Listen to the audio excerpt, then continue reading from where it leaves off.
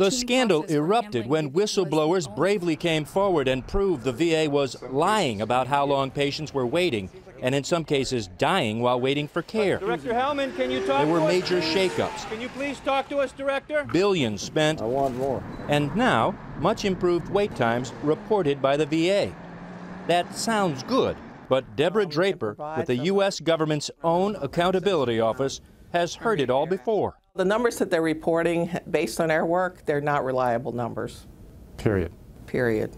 Draper is the director of healthcare investigations for the GAO, which has labeled VA's healthcare high risk in terms of government management. It's done so since 2015.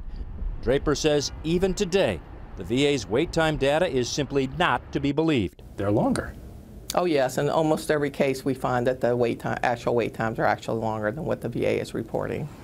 It has been nearly 4 years since CNN began exposing the secret wait lists, fabricated wait times, delays in care, and the patients who died waiting for that care.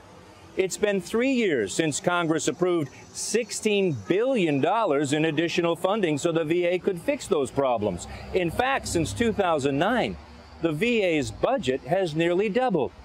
And yet the problems, and some would say the lies at the VA, persist. Still not resolved. Still happening. Eric Hannell is the former lead investigator for the House Veterans Affairs Committee, the congressional committee that led a years-long investigation into veterans dying while waiting for care.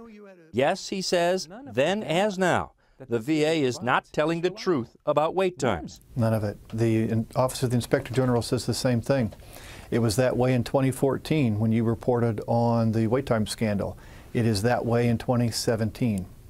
You still cannot trust VA's information. In fact, just this March, a damning VA Inspector General report on 7 VA medical centers in the Southeast found patients waited an average of 61 days for specialty care, 2 months.